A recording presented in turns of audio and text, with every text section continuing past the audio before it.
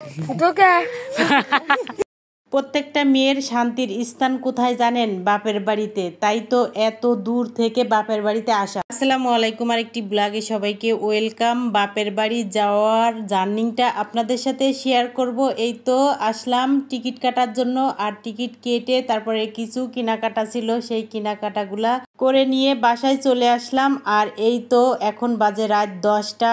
আর এই যে দেখেন আমার ছেলেটা খালি দেখতেছিল যে কখন গাড়ি আসবে আর কখন নানুর বাড়িতে যাব।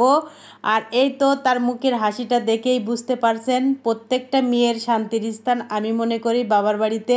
গাড়িতে উঠি, এই তো ফাইনালি আসলাম আরিচা ফেরিঘাটে। আর আসার পরে এখানে লোকগুলা ডেকে ডেকে বলতেছিল ডিম পরাঠা লাগবে নাকি, গাড়ির থেকে আপনাদের নামা লাগবে না। আর এই যে দেখেন এই লোকটা, যাই হোক এখান থেকে কেউ কিছু নেই নাই। তারপরে এই যে ফেরিতে উঠলাম, এত সুন্দর ফেরিটা দেখেন মাশাআল্লাহ। তারপরে ফেরিতে উঠার পরে একটু ওয়াশরুমে গেলাম, যাওয়ার পরে ছেলে মেয়ে দুইজনই ডিম খাবে।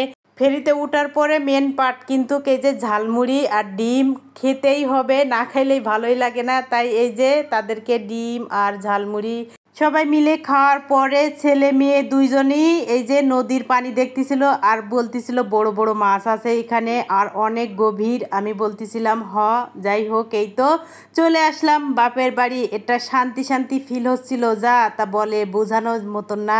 এই যে ভ্যানে করে যাচ্ছিলাম আর এত সুন্দর হাওয়া দিচ্ছিল, অনেক ভালো লাগতেছিল। তারপরে এই নদীটা পার হওয়ার লাগে, আর এই তো তার খালামণি ট্রলার নিয়ে আসতেছিল আমাদেরকে নেওয়ার জন্য। আর আমার ছেলেটা তো অনেক অপেক্ষা করে বসেছিল। আর এই তো তার খালামণি নৌকায় উঠাই দেওয়ার পরে এই যে দেখেন তার বোনের সাথে বসে কি শান্তি।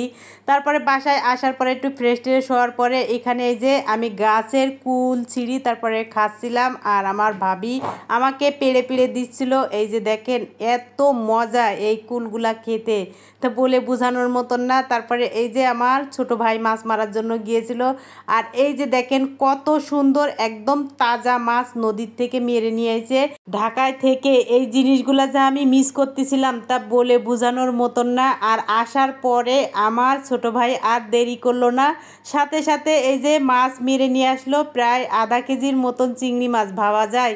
যাই হোক লাইলাকে অনেক মিস করতেছিলাম। এটা হলো আমাদের বাসার বিড়াল। আর এই যে দেখেন হাঁস মুরগির খোয়ারে যাচ্ছিল, সে কিসের জন্য যায় জানেন? এখানে ভাত দেওয়া হয় হাঁস মুরগিকে, সেটা খাওয়ার জন্য সে যায়। আর এই যে দেখেন কিভাবে তার ঠুকুর দিচ্ছিল। মাশাআল্লাহ অনেকগুলা হাঁস মুরগি আছে কিন্তু আমার আম্মুর আর আমার ছোট ভাবির। আর এখানে প্রায় সবাই ডিম পাড়ে। তারপরে যে নিজের খেতে আসলাম আলু তোলার জন্য। আমার ছোট ভাই আলু লাগাইছে আর এখানে আছে টমেটো। তাই আমার ছেলে আর তার মামা মিলিয়ে উঠাচ্ছিল, আর আমার ছেলে এই জিনিসগুলা অনেক মজা করি করতেছিল আর আমার কাছে খুবই ভালো লাগতেছিল।